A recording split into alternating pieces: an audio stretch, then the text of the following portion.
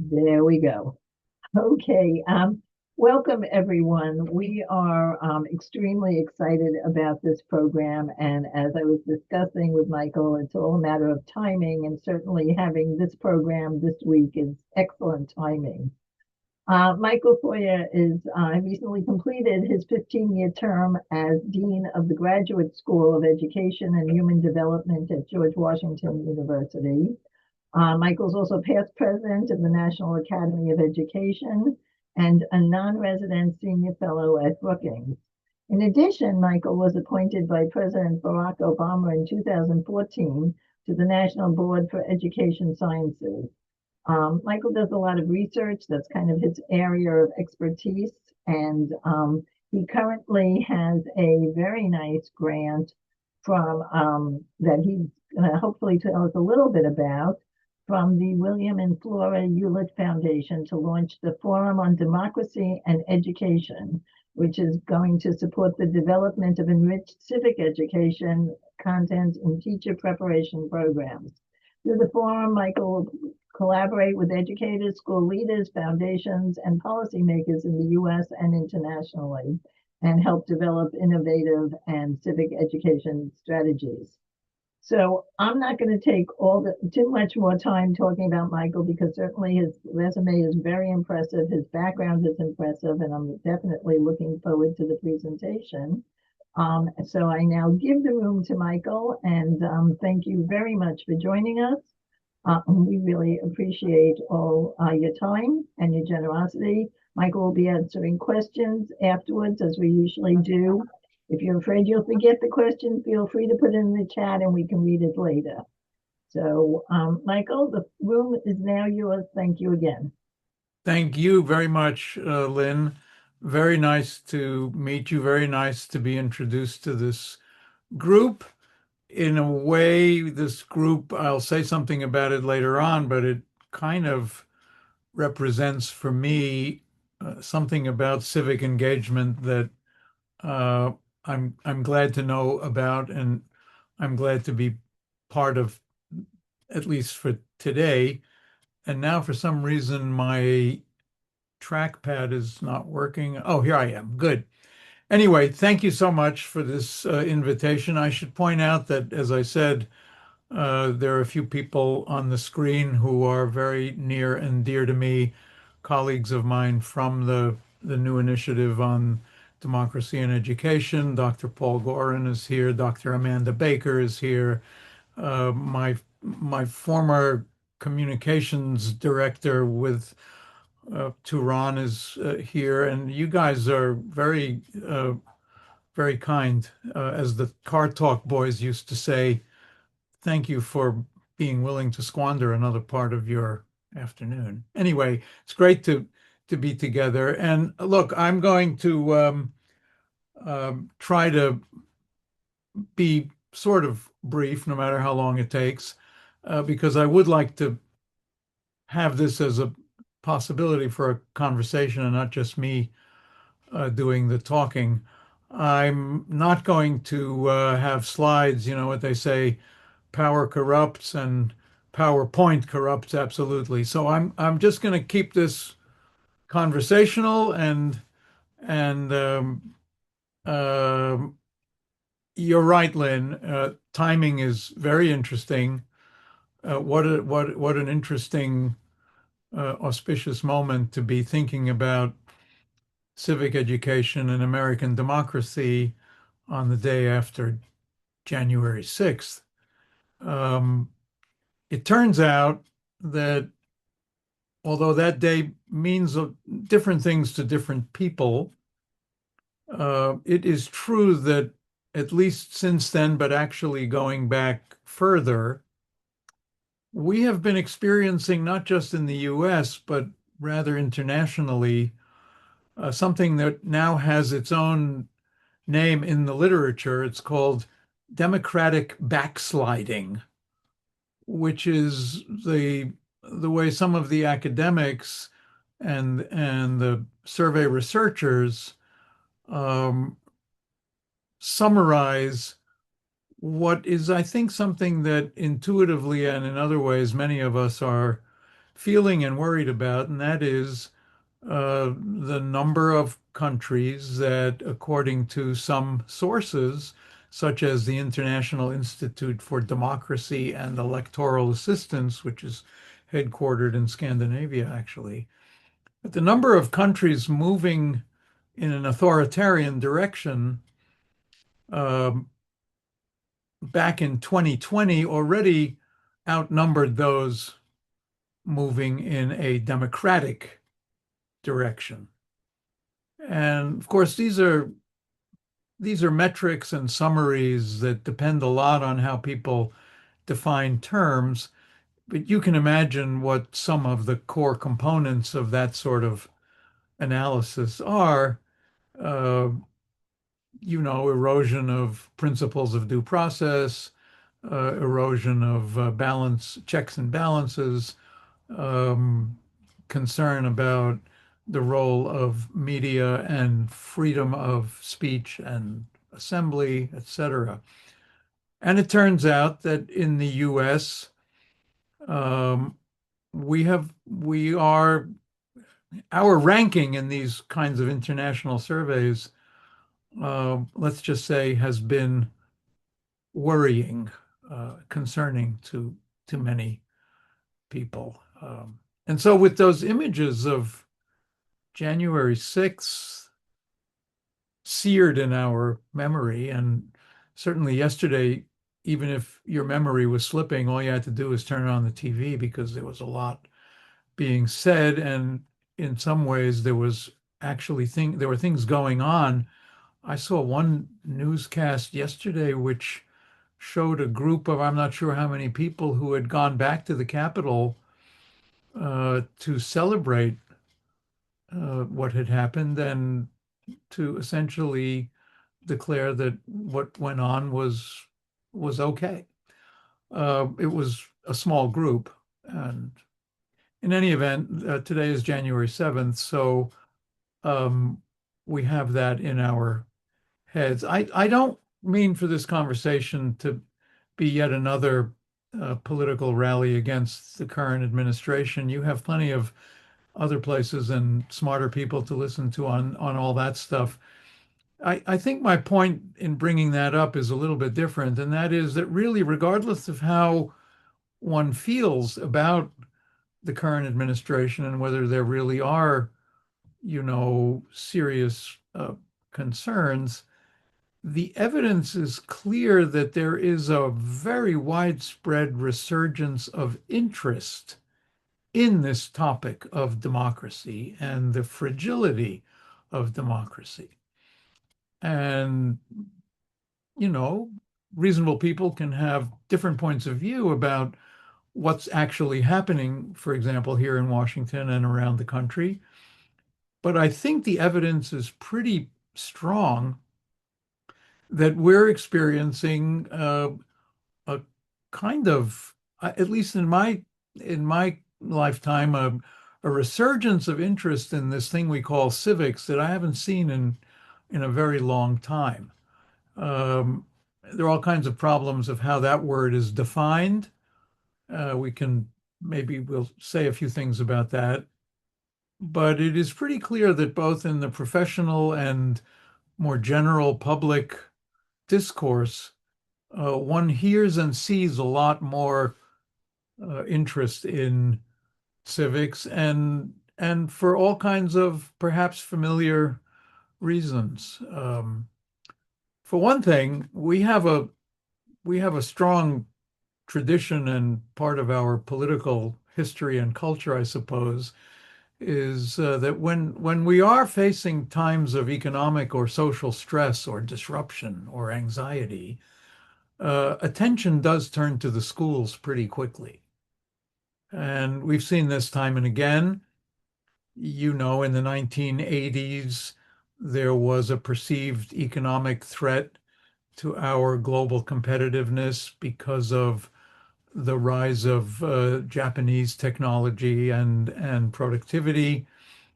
There have been other moments when uh, feeling that we are in some ways at risk has led to a focused kind of attention on schools and schooling. And it's kind of interesting and it's almost poignant that on the one hand, we tend to be pretty quick to find fault with the schools, while at the same time uh, extending the idea that our expectation is that the schools and the education system will solve these problems. So it's sort of interesting, kind of more than a semantic thing that uh, we are once at the same time holding the education system responsible and then saying that they should fix the problem. And where I come out on this is that there is certainly some reason to be concerned with the condition of civics and civic education in the schools, but that there's a whole lot else going on that might be contributing to our anxiety about the fragility of our democracy that has, it goes well beyond the schoolhouse walls.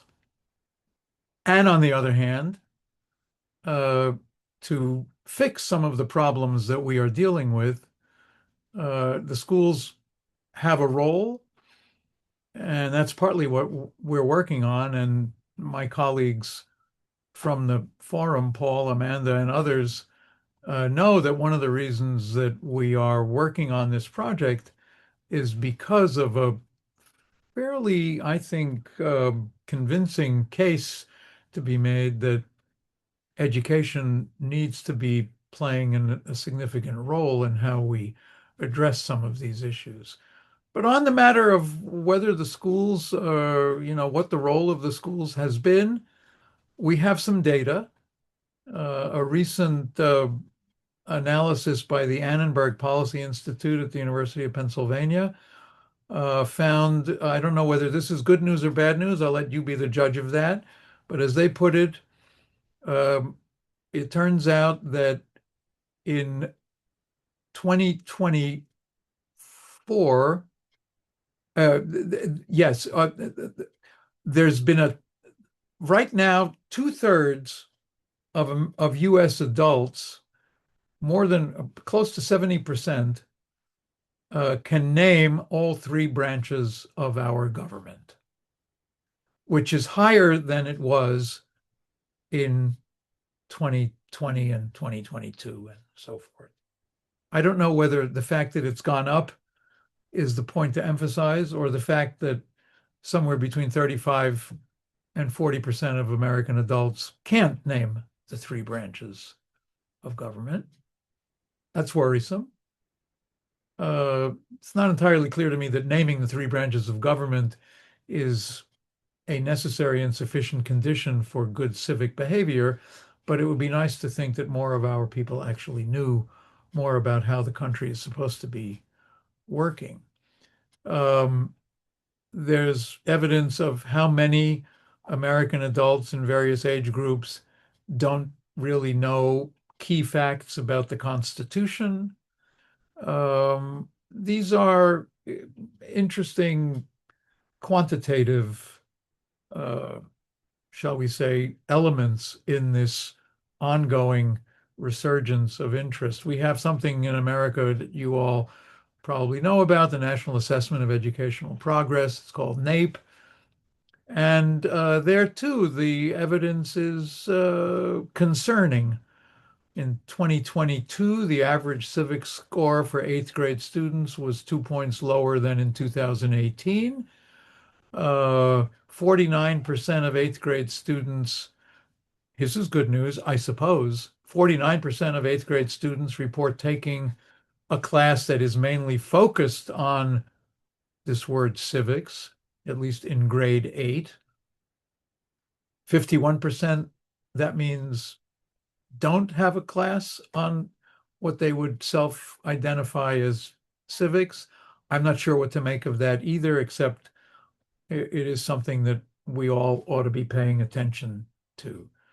Interestingly, almost 30% of eighth grade students report that they have teachers whose primary responsibility is teaching civics. Um, I'm not sure to what extent those are sufficient data points to explain a lot of what we've been seeing um, in the real world of policy and politics and the polarized culture that we are living in. But certainly these are the kinds of things that have an increasing share of certainly the education community, the professional education community, teachers, principals, district leaders, state officials worried about where we are. Um, you know, something that inevitably comes up when people look around, and for example, you see those images from January 6th again.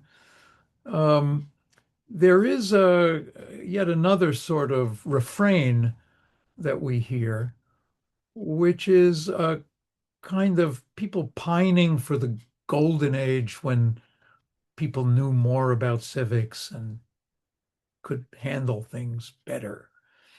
And I don't know about that golden age thing. I can tell you that there's a great poet and literary uh, critic named Randall Jarrell. This goes back a long time, who once said that people who live in the golden age usually go around complaining about how everything looks too yellow. And I think one needs to take some of this golden age stuff also with a little bit of a grain of salt, if for no other reason than the simple arithmetic. If you think about some of the leaders in, let's say, in Congress today, or for that matter, in the executive branch, given their current age, when were they in school? Well, they were in school ostensibly when, if you believe the golden age thing, we were doing a better job with preparing people with civics. It seems that, it may not have worked out quite the way we had hoped or believed. Look, in any case, what can or should be the role of public education um, in our very complex experiment with democracy? That's a question that actually has been around for some time. And historians of American education have um, chronicled these shifts in our collective attitudes about what the goals of public education are or should be. Um, there was a time, and certainly in the era of the founding of the new republic and in decades that followed, when education was viewed as an essential ingredient in the preparation of people to function effectively in democracy. That's got a certain kind of political, cultural, sort of procedural feel to it about why we want more people to participate in public education. There's another narrative about public education, which is that it is one of the main goals is to prepare people not just for citizenship and participation, but to actually, make a good living and get good jobs.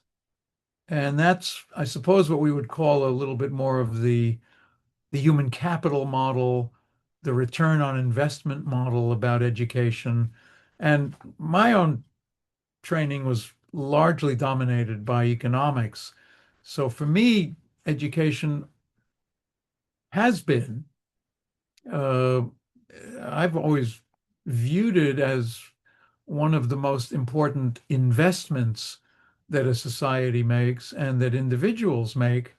And for me, the data are still quite clear that the investment in education brings very significant economic returns. But we now have, again, I think, for all kinds of reasons, a shift back in the sort of collective psyche about why we send people to school, in the direction of issues related to citizenship and civic engagement, participation, etc. Um, where I come out on this is, this should, and actually never really was, a very clear either or proposition. It's not as if you either believed in public education to prepare people for democratic citizenship, or you believed in public education for economic returns, but you couldn't do them both. My sense is that these things overlap in very significant ways, and that in fact, if we want people to feel comfortable and confident to participate in this democracy, having a good job and an income certainly helps, and vice versa. If we want people to have good jobs and be able to raise and sustain their families and their communities, um, it pays to have invested in aspects of public and for that matter, personal behavior that have more to do with issues of civic engagement and collective responsibility. Putting all that together, um, I think we're now in a very important, we're kind of in an important moment for all kinds of reasons. I mean, sort of goes without saying that um, the climate right now is so tense and so ridden with all kinds of anxieties about where we are and where we're going. But on the other hand, there is a sense that, hopefully we will get past some of the really difficult times we're living through and be back to resetting the table and resetting sort of what we expect of our education sector, looking for into the longer term. Um, what we've already found, when I say we, and in fact, I'm really glad that Paul and Amanda are here because this is largely their work, but we're about to release within the next, I'm not sure how many weeks, what we're calling a landscape analysis of civics related activities in American education. This mostly focuses on the elementary and secondary end of the education system, but we have some evidence about what's happening in post-secondary, and we're going to do a deeper dive into that part of it also. It is really a stunning portrait of activity. The number of places, the number of states, the number of districts, the number of communities, the number of teachers who are actively involved in thinking about and experimenting with and trying out uh, ideas to improve the quality of instruction, both formal and informal, on issues related to, and here you can insert your own sort of intuitive definition of what civics means, knowledge about the way our political system and our overall system works or is supposed to work, skills in actually analyzing tough questions that we face as democratic citizens in a democracy, um, our dispositions, how we interact with people who come to problems with different traditions or different points of view, um, and what we do in order to maintain something like an engaged population. Um, there's just an incredible amount of really interesting activity. Um, and for me, that's both reassuring and it validates um, our underlying assumption in getting involved in this work that uh, there's a lot of commitment to the ideals of education as being a place, and both I mean, in schools and out of schools, education writ large as a whole set of tools and a whole set of arrangements to promote um, civic engagement, civic understanding, civic discourse. Um, I want to try out three ideas that I've been brooding about for a while and that are part of this project of ours, but certainly not the whole project. Um, and give you a couple of examples of where I think this works. And then I would love to open this for some conversation. One thought I'd like to plant with you is that rather than hold out for a perfect definition of what civics is, I'd be willing to settle for a good approximation uh, and use that as the basis for really engaging with people about what we're teaching and how we're teaching it. So I hinted about this because uh, I think a kind of definition that has been used by other organizations that have gotten into this work talk about civics as a blend of knowledge, skill, engagement, and disposition. How much knowledge? On what topics? What do we really mean by skills? These are all questions that a healthy civic environment should promote and should encourage people to argue about. And I think we're seeing some of that already. So, number one is about how we're defining this. Um, a second issue has to do with the role of teachers or educators uh, from early grades through college and beyond. I think one way to make the connection between our, the different parts of our education pipeline, let's just say, is to think about how we prepare future educators. And here, as the former dean of an ed school, obviously I have my own uh, reason to advocate on behalf of colleges and universities having a significant role in preparing future teachers. But I think if we did that right, we'd be able to not only prepare them for their work when they go on either to become uh, elementary and secondary school teachers, or when they go on to become academic researchers and professors, but to think about intersections of how to be a good teacher and what the content is that they will be teaching.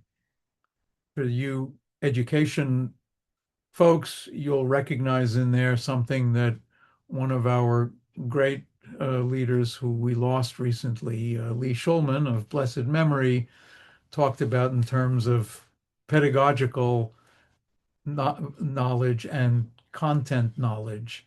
And I think thinking about how we prepare future educators to be equipped to do a good job in whatever setting they're going to be working in requires a blend of pedagogical knowledge and content knowledge. And I think we're going to come up with some interesting ways to try out some new ideas of how to do that. Another um, strand that I want to leave you with is that I think, as I said before, what I would aspire to in this kind of work is that we have some good evidentiary standards that we apply both in our understanding of the current condition with respect to something like civics, however it's defined, or more generally about the condition of schools and schooling, for a couple of reasons. First of all, I think, evidence uh, it's gone a little bit out of fashion lately, but I still think it's an important input to policy debates and to decisions about schools and schooling is to have some rigorous uh, data about what's actually going on. So obviously, when we hear that funding for the National Assessment of Educational Progress is under threat, and the agency that had been involved in actually collecting useful data about schools and schooling is being cut, that's very worrisome. With respect to this project, one of the things I'm hoping that we might do is think about new ways to actually evaluate programs of instruction for civics, but also new ways to evaluate what people know. And here I can just tell you, and this is something that we see in, I forget exactly what number of our states now, but it's probably around 20 states require some part or all of the exam used for naturalization of new citizens as a basis for high school completion.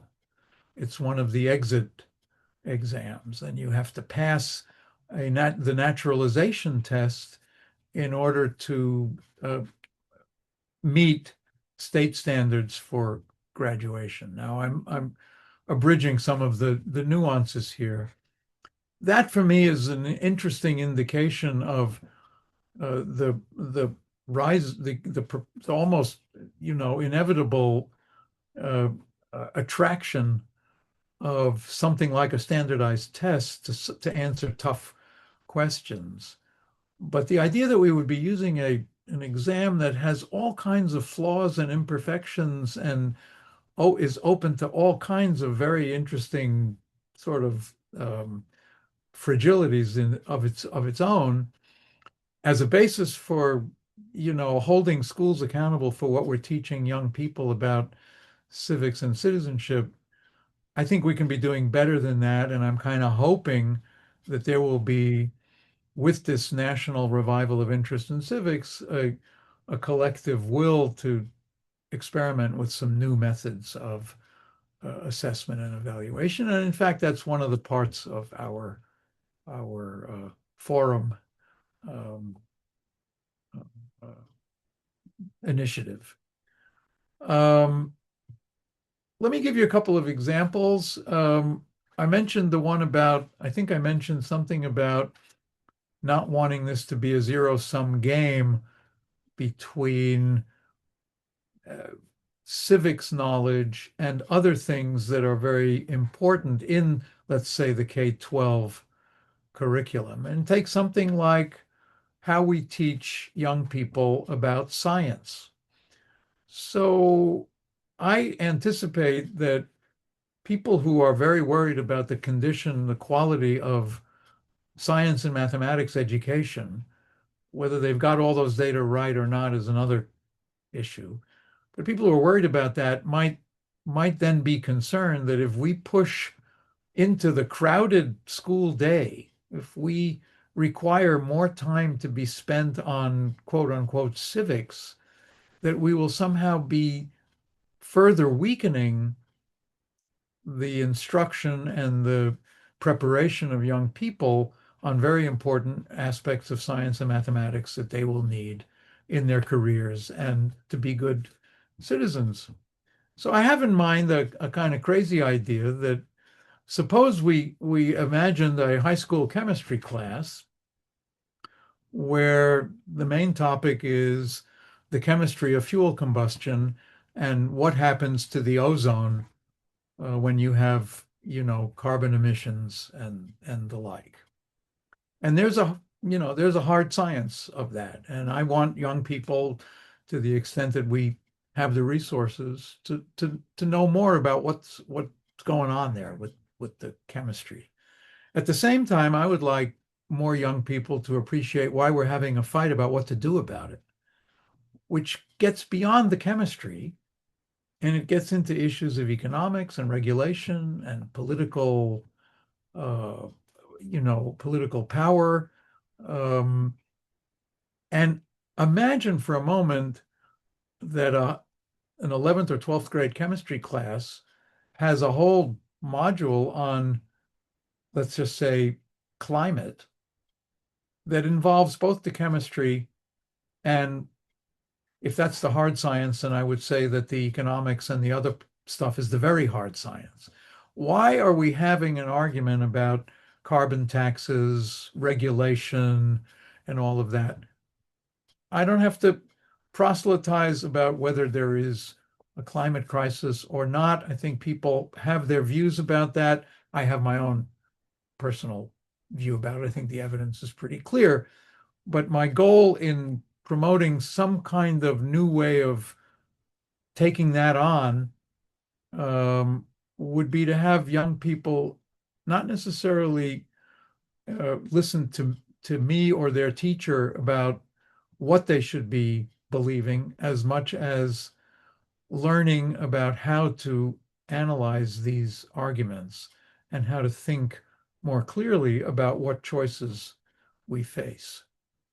That's one example of where what I consider to be part of good civics education, understanding the economics of social social action, of collective action, blended with the science of chemistry and physics, I think could really be beneficial, or at least it would be worth trying out. And we're going to be working with some scientists and some science educators to see whether we can actually come up with some curricular innovations that would move in that sort of direction.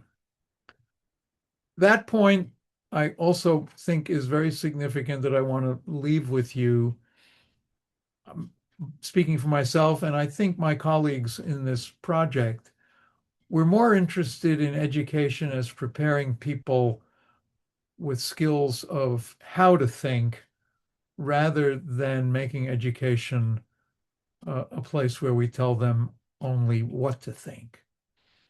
And without getting into, a big digression here, I think part of the anxiety that we are feeling in the country and actually in other parts of the world has to do with a somewhat exaggerated but not entirely fictitious allegation that education has become more doctrinaire and more indoctrinating with certain points of view than might be appropriate for a healthy democracy.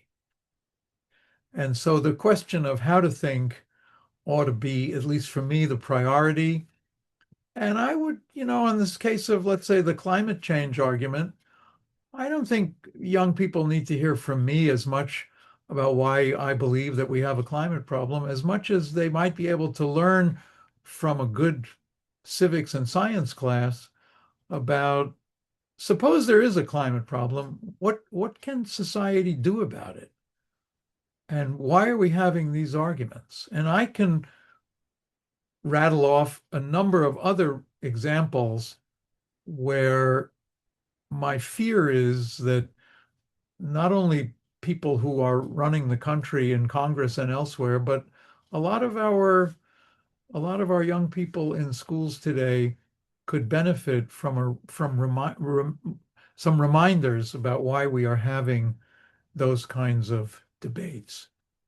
I'll end with uh, a couple of parting notes here. Um, there's a joke about you might sense in me that I'm kind of hopeful that I see this resurgence of interest in these things as a good sign. It's not sufficient to solve the problems, but it's certainly it helps to think that there are a lot of people out there who care enough about it that we're even having these things and that people are funding interesting work on the topic.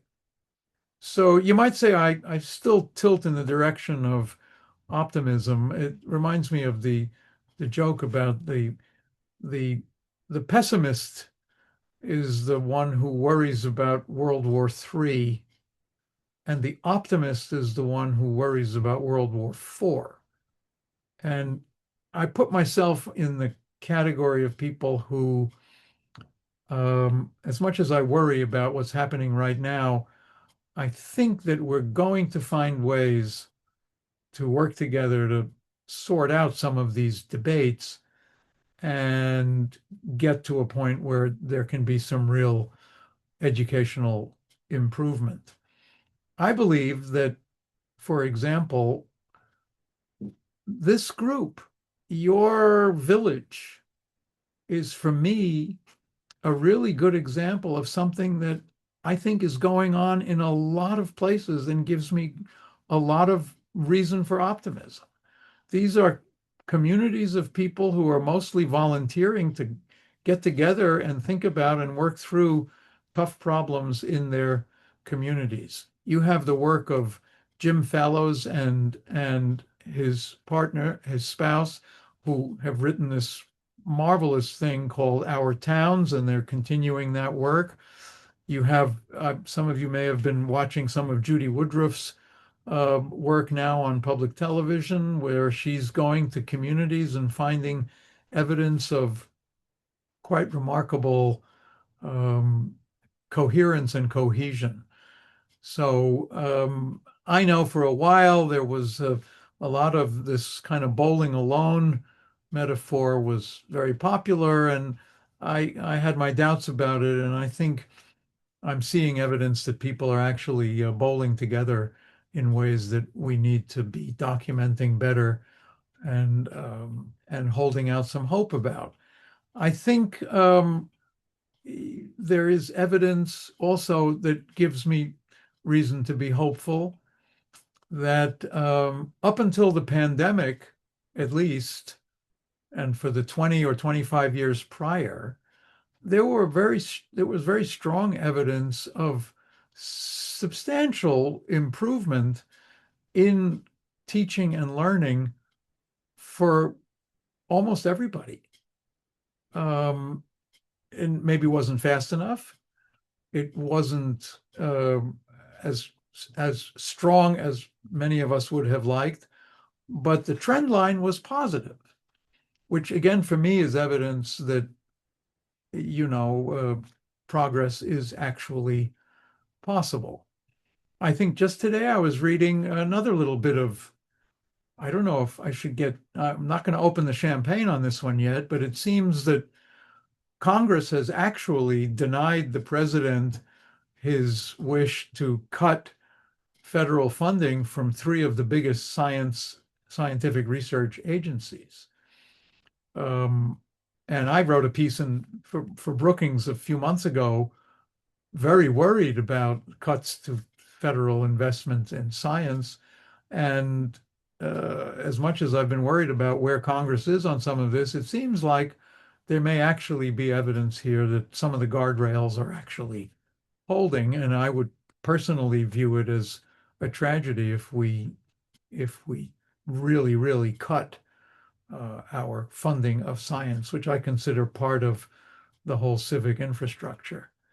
Um, so gatherings like this give me hope, and it reminds me that, you know, if we try to think about the fact that right now there isn't a lot of appetite, either in Congress or in the executive branch or in other parts of the leadership of the country, there isn't a lot of appetite for research informed, evidence informed improvement to civic education and civic discourse, the way many of us would like to define it.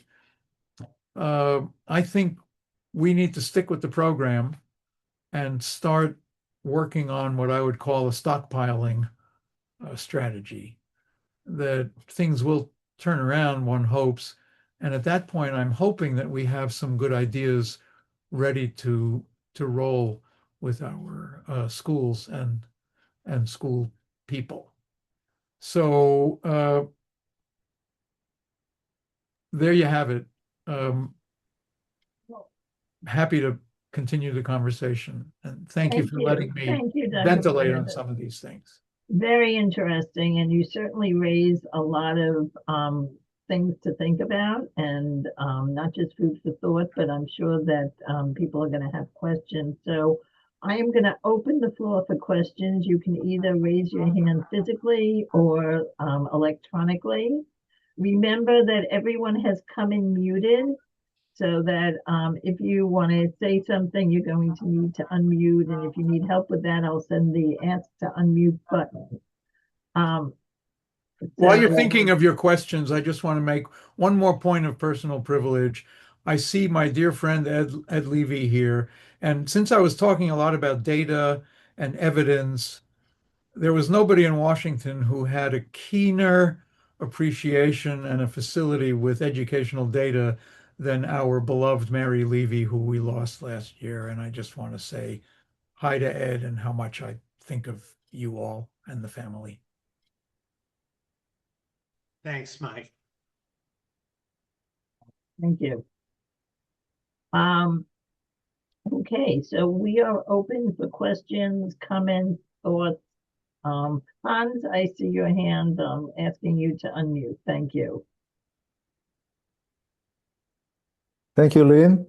Thank you, Michael, for a very interesting talk, touching on lots of topics, many touching on my own interests. My own background is in science, specifically climate. So the last part of your talk was right on. I want to comment or to go back to a comment that you made earlier in your talk about collective responsibility. I see this as sort of one side of a swing. You have collective responsibility as opposed to individual autonomy. And the pendulum usually goes from one to the other and back again. My impression is that we're currently in a period of individual autonomy. We don't want to be bothered. We want to do our own thing as we think it should be done. Your talk seems to indicate that you sort of are counting on a reversal of the swing, going back to collective responsibility. And you have enough data that you hinted at least. I'm not so sure that that's going to happen. I think technology is driving a lot of what is happening at the moment, and technology emphasizes the individual. So what is your comment? First of all, if I had been creative enough to ask somebody to plant that question, I wouldn't have been able to do it as well as you just did. But this is absolutely central to one of the things that I've been thinking about a lot, which is in my book, and that is this tension between I consider the very fundamental legitimacy of individual rights and freedom, and as you put it, autonomy, as part of what I think is democracy, liberal with the original meaning of liberal. It's not the popular. And that my fear is that we don't have enough people who are even aware of why there is a tension between individual rights and freedom and collective consequences. And for me, I studied public policy analysis. This was the stuff that we mostly worried about. And you will recognize this in one version or another. It's the problem of the commons. It's the so-called tragedy of the commons. And that's why I would like to have young people learning about the chemistry of fuel combustion and getting a chance to experience why their own individual, rational, informed judgment, self-interest seeking, which is not always such a terrible thing, can produce social consequences that we all regret. Mm-hmm. And then what to do about that. And interestingly, um, the debate about, freedom, um, used to have, I think, a different. There was a different tone, and there were different sorts of arguments, and this has been an ongoing debate among people with quite defensible and very rigorous intellectual apparatus to take on. I don't know that we have people today in public life who were present when some of that stuff was being taught. And I agree with you. I'm not by any means willing to guarantee that we will have a return to collective responsibility. I'm hoping that if we have more educators preparing more young people to at least ask themselves these questions. Why is it that they're teaching me to be smart with my money, which is a good thing? And to be smart with my money doesn't necessarily mean buying uh, a car that does better for the environment. And what do we do about that? So thank you. All I can say is yes, the fight about individual autonomy and collective outcomes, I think, ought to be much more prominent in the way we define and implement civics education. Thank you. Thank you. Um, are there other questions? And I should have mentioned this earlier. Fred, I'll get to you next. I just want to mention that if your colleagues, Amanda, Paul, if you have anything to add, please feel free to jump in. I mean, you're invited as guests, and so we'd love to have you participate as well. Fred, it's all yours. Dr. Feuer, I enjoyed your talk immensely. And I'd like to ask you where you see this playing out in the world of public health. Because nowhere in my lifetime have I seen such a direct assault and disassembly of our absolutely wonderful public health network. Now, I'm obviously prejudiced. We share faculty appointments, but mine's in the Department of Medicine in the school.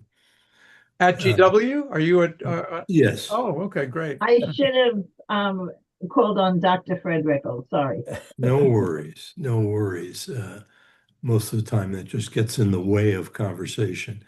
But I'd ask you to amplify your thoughts about this concept that Dr.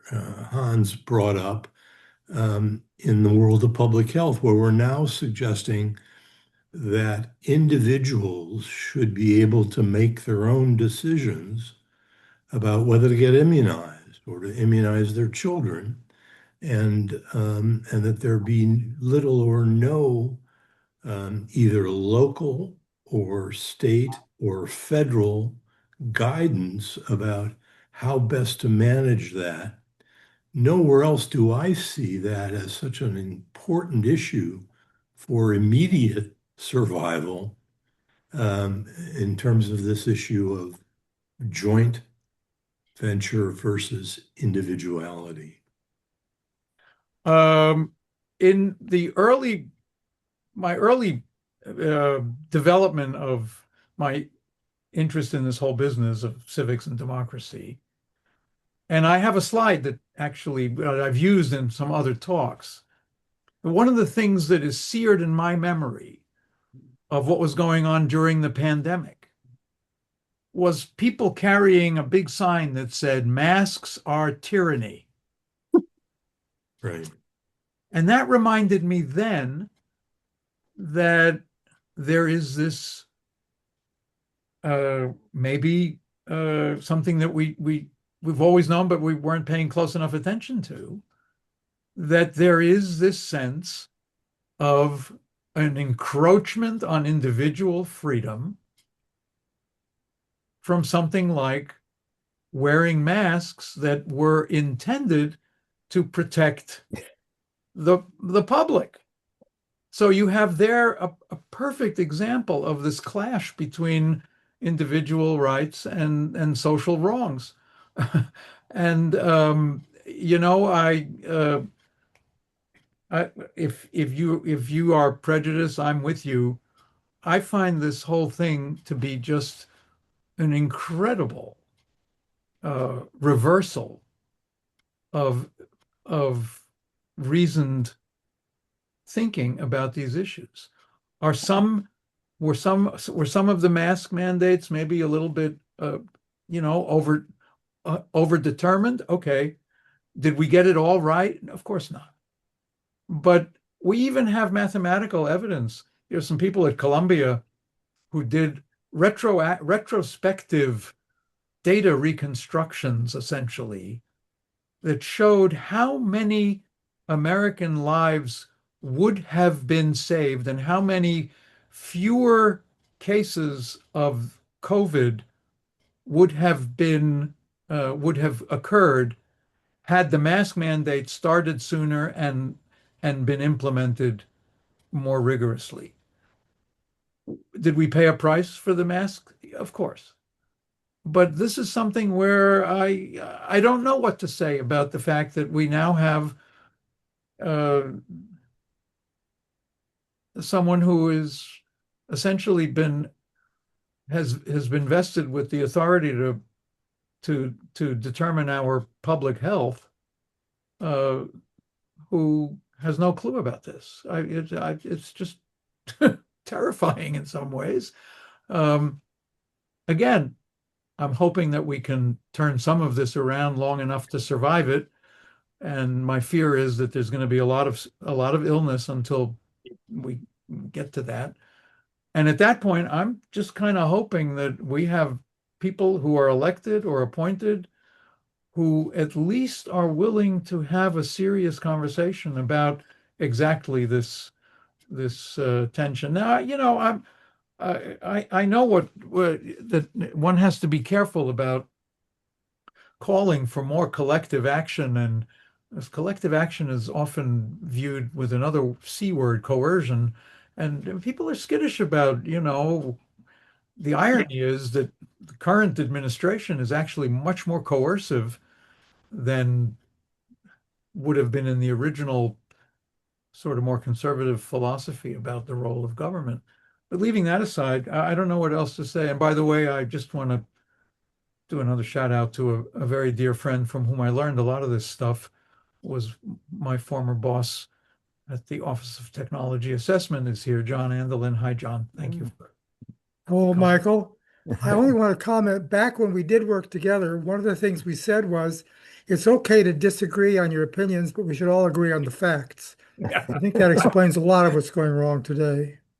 Yeah, you're quite right. And I think one of the facts that we are not willing to accept is that the evidence about something like vaccines, the evidence about masks, the evidence about these other forms of serious evidence-based, collective, somewhat coercive requirements is not 100%.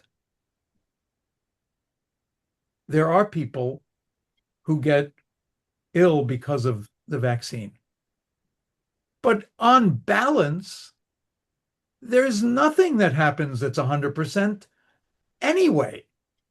And so the idea that this can take over the collective psyche of the, yeah. Anyway. Can I, Yes. how do I pose a Nan, question? go right ahead, Nan. Okay, yeah. Sorry, I'm not quite clever enough to get into this. No, you're fine. You're fine. Okay. Okay, thanks. First of all, I just think it's very commendable and heartening to know that you all are working on civic education. When I graduated from college, I had a BA in French Lit. And then when I went out to get a job, I couldn't find a job. So I wound up getting a teaching certificate so I could teach. And to get that teaching certificate, I had to go and get some courses in civic education. And it was the most disheartening part of my educational career because there was just nothing there that was illuminating or that prepared anyone to talk about the importance of civic education. So I wound up teaching for a bit, and then I left it I ultimately wound up in the State Department. So it's very encouraging to know that there's an effort out there to make civic education important, and certainly make the courses important. And so I just wonder how you would go about making sure that when teachers are trained, that they're getting the right courses on civic education and that they're prepared to do it well, because I'm sure I wasn't. And I know it was 100 years ago, but do you address that now when they seem out there in the whole educational world not to be prepared to address that issue, or if that is even comprehensible? Is that question comprehensible? Oh, no, It's great, Nan. Thank you. it is more than comprehensible, and it is very much on our minds. And again, I don't know what I would say about how many teachers in our vast and in co-ed education system, uh, where they would fall on some kind of metric of creative pedagogy for teaching complicated questions in civics. My hunch is that there are more of them doing really interesting, ambitious, and courageous things, especially because of the current climate, and that we need to find out more about what they're doing, how they're doing it, and what they think they could use from some of us who have the tremendous what's the word, advantage of being able to comment on all of this without actually having to face a classroom of 25 11th graders whose parents are waiting for them to come home and say the wrong thing, and then they'll go to the school board meeting and clobber anybody who, etc. I believe, based on some very early impressions, that there are lots of really creative teachers who are passionate about trying to do this better. We're going to go to a little town in Texas in a few weeks. Uh, I'm not even. I'm glad that that my travel online travel agency was able to help me find this. But this is a place where really, really dedicated teachers are working on how to do a better job teaching kids about, let's just say, difficult history. And if you think about what teachers are facing these days, can they use the word slavery? What do they say about the indigenous population? What do they say about American history? Did we make, I mean, all of these things where, leaving aside whether we want to indoctrinate young people one way or another, which I think we're not actually indoctrinating as much as some people claim we are, but okay. The real question is, for teachers, they've got to figure out how to do this. And, I think back to when I was in, I guess it was high school, and we had a class called Problems of Democracy. And it started with the teacher asking, do you think we have problems in our democracy? And for the remaining 50 minutes of that class, we argued about the war in Vietnam. Oh, I don't know whether this was helping me become more knowledgeable about American government or something. There were other classes where none of that was going on. And, so I'm kind of hoping we find some reasons to work with teachers who really care about this stuff. You know, I'm not going to put her on the spot, but I've learned a lot because of my colleague Amanda, who actually was doing this and teaching this stuff in high school. And Amanda added a very interesting note to our conversation as well. So I urge you all to read the chat. Roseanne, I see you unmuted. Did you want to join us in the conversation? Oh, thank you, Lynn. I wonder if the gentleman could comment on the positive and or negative effects of the internet in the understanding of civics. wow, spot on. Again, I mean, I hate to be, you know, sounding the same drum again, but here you have another interesting case of individual behavior and a technology that actually promotes individual behavior. In this sense, the diffusion of quote unquote information. It used to be that, you know, we had systems of curated knowledge. For me, it was, I guess, you know, Walter Cronkite and company. The internet has been an incredible tool that, in one sense, has been hailed as the great democratizer, which means that everybody gets a chance to say what they're thinking, and it goes out, and you have hundreds and thousands, and in some cases, millions of people absorbing it. Individual right to express yourself and the social consequences, we're not 100% sure about it, but it strikes me as though there's a lot of people out there who are getting information that is really not very healthy. So what to do? I mean, in the good old days when we had an Office of Technology Assessment, this was the kind of question that enlightened members of Congress and their constituents would ask. What are some of the options that you see for trying to balance the benefits of something like internet technology and the World Wide Web against some of the downside risks that it may produce, which is the case that you would want to make about almost any new technology. It's likely to have downside and in some cases unknown risks. What do you do?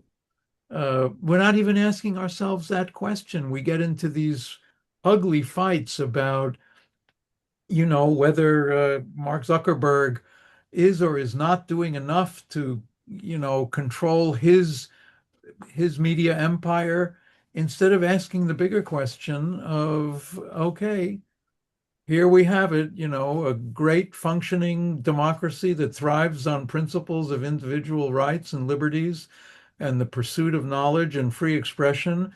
And one of the downside risks is that people are walking around believing that, you know, Bill Gates put chips under people's arms to control the universe and the like. And luckily there's some people working on this, and but I don't I don't know what I would like for my project. If I had evidence that there were, at the end of 3 years, 300 more teachers out there who felt confident to be engaging with both future teachers and with kids in school on these conflicts of individual rights and social outcomes, I'd feel like, okay, at least that's a step in the right direction.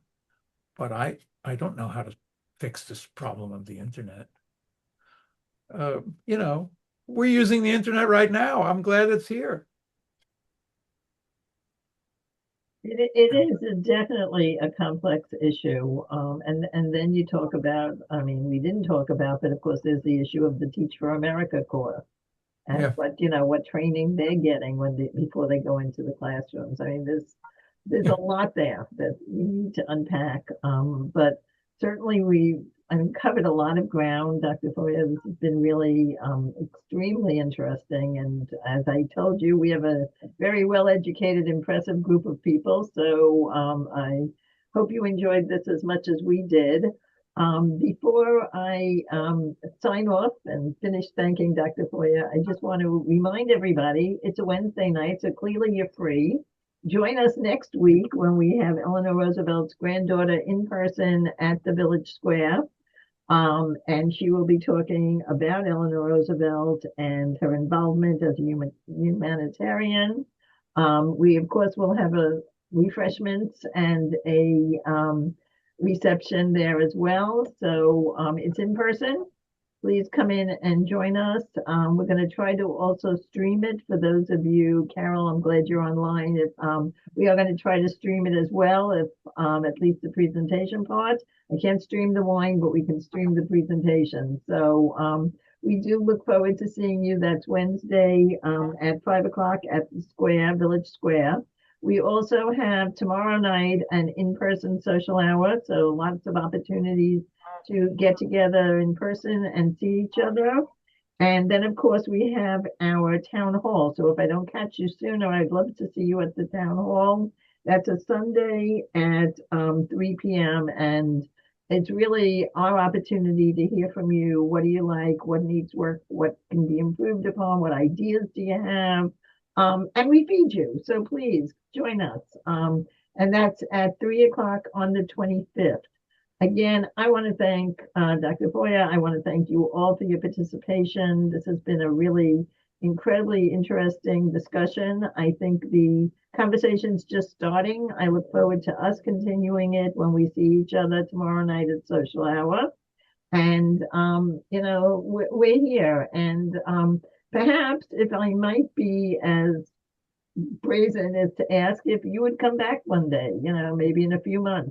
Well, not only that, first of all, yes, I love these opportunities to actually try out ideas with people. And I hope you all appreciate that we're trying out ideas here. I don't have really precise answers to a lot of this stuff. I'm eager to have this kind of conversation. And that's why I put my email address in the chat. You know, keep those cards and letters coming. What can I say? For me, this process of engaging on these issues is itself, I think, a very important part of what I hope will be the civic future of our country. So, right here in Chevy Chase, Georgetown Village, and so forth, we can do some good stuff together. Thank you so much. And yes, we'd love to, you know, continue the conversation and maybe, you know, get you here in person and have a discussion at the square where you'll have more one-on-one time with people. So and when we do stuff that's local in particular under the forum, if you'd like, just let me know and we'll add you to our evolving if you wouldn't mind, Michael, why don't you add me to the email list when you have things going on? And I do a Sunday night email kind of late so that people see it first thing Monday morning. So if you add me to the list, I'll be happy to share information because clearly there's interest. Okay, we will do that for sure. Thank you. And Amanda, thank you all so much. Us. Have a nice rest of your evening and thanks for squandering another 90 minutes of your afternoon. Thank you very much. This has been great. Bye-bye. Bye all.